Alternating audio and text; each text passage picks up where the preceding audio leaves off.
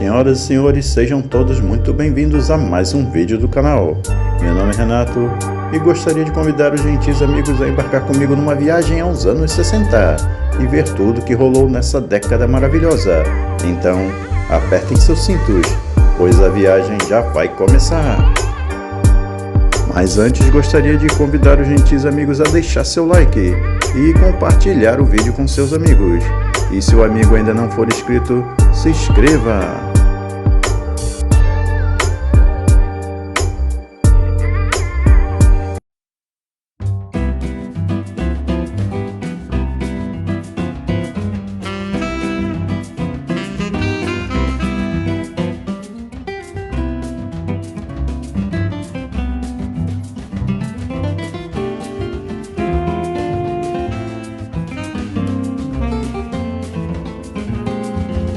O Rio de Janeiro nos anos 60 é uma cidade de encantos sem fim, com praias de areias branquinhas e um sol que nunca tem fim.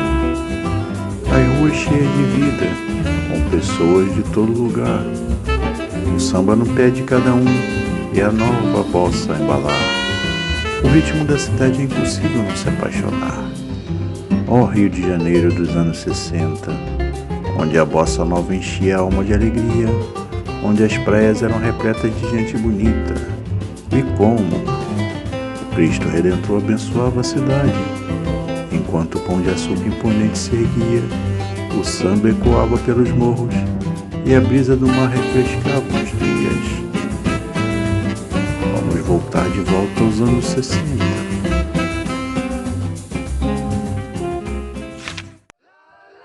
O Brasil dos anos 60 foi um período marcado por profundas transformações políticas, sociais e culturais.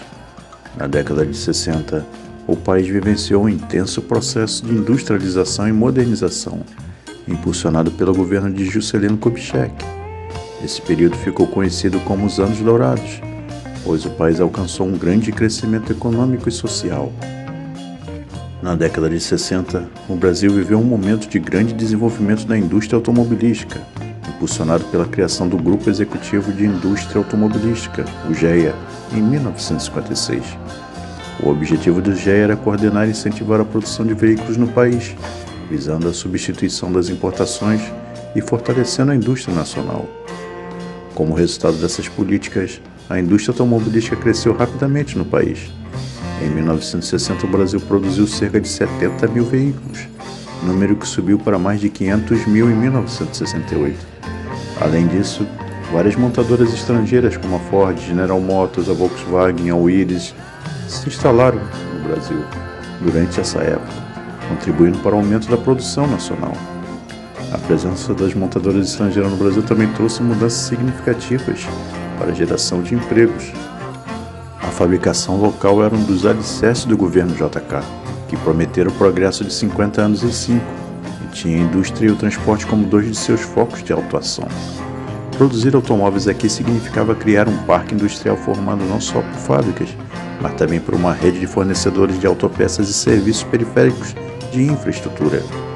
A arrancada promovida por JK só tornou possível graças a providências anteriores. Dois fatores foram vitais para a implantação da nossa indústria automobilística. Um foi a Companhia Siderúrgica Nacional, inaugurada em Volta Redonda em 1946, para alavancar a siderurgia brasileira. O outro foi a Petrobras, que a partir de 1953 aumentaria gradualmente a autonomia nacional na produção de petróleo e derivados. Embora passassem por um momento de expansionismo para o exterior, devido à saturação de seus mercados internos, os grandes fabricantes mundiais julgavam inviável fazer carros no Brasil. Diziam que não encontrariam mão de obra especializada, matérias-primas e o parque industrial necessário para se estabelecer. Até Preston Tucker, que fez poucas unidades de seu ousado Tucker Torpedo em 1948, nos Estados Unidos, veio ao Brasil sondar a possibilidade, não concretizada, de fazer um esportivo chamado Carioca. Conforme previa o GEA, até 1960, 90% do peso dos caminhões e utilitários vendidos no Brasil deveria ser de componentes nacionais. Para automóveis de passeio, esse número subia para 95%. Além de 30% dos componentes dos veículos importados já terem fornecedores nacionais, como baterias e velas. ganhariam as ruas os primeiros carros de passeio fabricados no Brasil, a Romizeta e o DKV Vemag Universal, que mais tarde passaria a se chamar Vemaguete. O plano para fabricar caminhões aprovou 6 projetos: o da Fenemê, da Ford, da GM, da International, da Mercedes-Benz e da Scania Vabis. Na sequência eram aprovados programas para os jipes DKV Vemag, Land Rover, que não foi concretizado, da Toyota e da Willys Overland. Em Santa Bárbara do Oeste, São Paulo, a fábrica de tornos industriais Home começava a fabricar o Romizeta em 5 de setembro de 1956, data considerada um marco inicial da nossa indústria. A Mercedes passava a produzir o caminhão L312, em seguida, no dia 26, e a Vemag, como já dissemos, a perua DKV Universal, no dia 26 de novembro. Os Volkswagens brasileiros existiam desde 1951, por meio da Brasmotor, que os importava e depois passou a montá-los, mas só em julho desse ano era iniciada a fabricação local de um modelo da marca, a Kombi, com motor de 1,2 litros. O mesmo acontecia com o Jeep e a perua rural, ambos da Willys Overland. Montados aqui havia 3 anos, ganhavam produção no país com motor de 6 cilindros e 2,6 litros. A Ford começava em agosto a fabricar caminhões, o F600, e 2 meses depois a picape F100, com motor V8 de 4,5 litros a gasolina. Em 1960 chegava o FNM 2000 JK, versão brasileira do Alfa Romeo 2000 berlina italiano, pelas mãos da Fábrica Nacional de Motores. Introduzia aqui pneus radiais, motor com duplo comando de válvulas e transmissão de 5 marchas. Outro lançamento era da Willys Overland, o Aero Willys, que estreava em março. Era um amplo sedã com estilo já superado nos Estados Unidos, de motor de 6 cilindros e 2,6 litros, o mesmo do Jeep. A Rural brasileira ganhava frente exclusiva. O Candango da Vemag passava a vir em versão com tração dianteira sem reduzida, e o Sincas recebia a opção de luxo Presidência, dotada até de minibar para o banco traseiro. 1962 foi o ano do carro esporte de fábrica. A Willys passava a fazer, sob licença da Alpine francesa, o atraente Interlagos, com carroceria de plástico com fibra de vidro e versões coupé, berlineta e conversível. Os motores de 850, 900 e 1000 cm3 forneciam até 70 cavalos. E a Volkswagen trazia da matriz as belas linhas do coupé Camangueia, que não cumpria no desempenho do motor 1.2 a promessa de esportividade da carroceria. Ainda em 62, o Aero Willys mostrava em setembro um novo estilo, elaborado no Brasil. A Cinca fazia o primeiro sedã com aspecto esportivo, o Rally, e o Renault Gordini era opção ao Dauphine, com mais potência e caixa de 4 marchas. Em outubro era fundada a Indústria Brasileira de Automóveis Presidente, a IBAP, que anunciava planos de produzir um carro popular, um utilitário e o médio de luxo democrata, com motor V6 traseiro e 2,5 litros. Depois de 5 anos e muita turbulência, a empresa seria encerrada. Nascia o primeiro carro com desenho exclusivo para o Brasil, o Officiório da Vemag, com estilo europeu e o motor 1,0 litro do Belka. A Cinca adotava o motor Mtsu V8 de 2,5 litros. Rigoberto Soler mostrava no salão do carro Sport o 4200 GT, depois chamado Irapuru, com motor Chevrolet de 6 cilindros de 4,3 litros e velocidade máxima de 200 km por hora. A GM lançava a picape C14, sucessora da série 3100 Brasil, e a perua da mesma linha, a C1416, que logo foi renomeada para Veraneio. Na década de 60, as estradas brasileiras ainda eram extremamente precárias, em comparação com as estradas de hoje. Muitas das rodovias que existiam na época eram de terra e estavam em péssimo estado de conservação, dificultando muito o tráfego de veículos. As poucas estradas pavimentadas que existiam também não eram muito melhores, com pouca sinalização, buracos e desníveis na pista. Além disso, o transporte rodoviário era pouco desenvolvido, com poucos caminhões e ônibus disponíveis para o transporte de mercadorias e passageiros.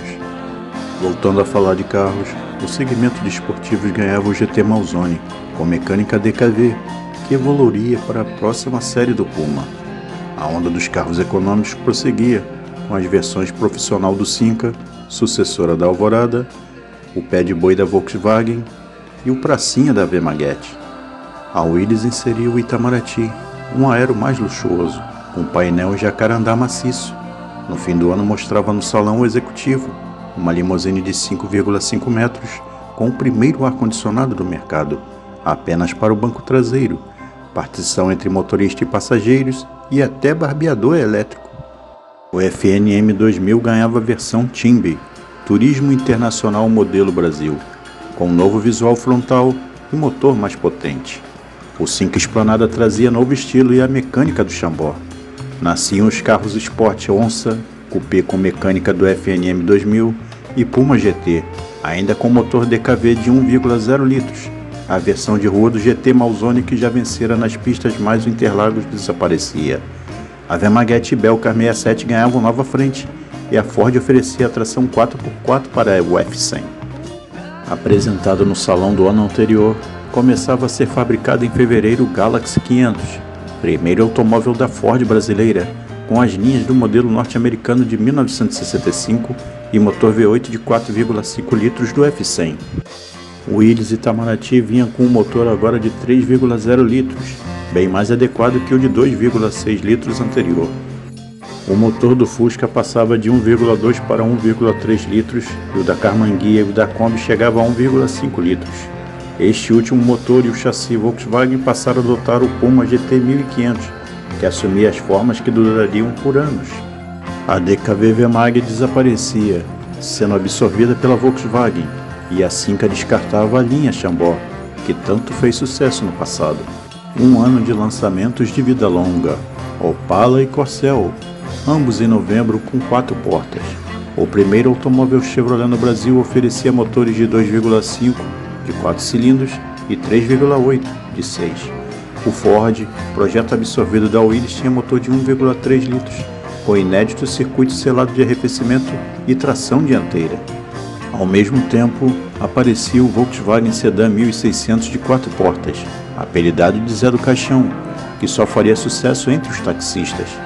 A Ford lançava para 1969 o Galaxy LTD, com mais luxo, e adotava um novo motor de 4,8 litros. O F100 tinha um novo estilo, o Carmanguinha vinha conversível e a linha Cinca aumentava com o simples Regente e o GTX com aspecto mais esportivo. A marca Dodge estreava seus carros em outubro com o Dart, um grande sedã de 4 portas com motor V8 de 5,2 litros, o mais potente brasileiro até então e até hoje. O FNM ou Fenemé subia em cilindrada para 2.150 cm3, números que agora o identificavam, e recebia bancos dianteiros individuais. A Volkswagen lançava a perua Variant, com motor de 1.600 e a novidade dos 2 carburadores. E assim concluímos nossa viagem aos anos 60, contando um pouco da história do nascimento da indústria automobilística nacional. Até a próxima, pessoal!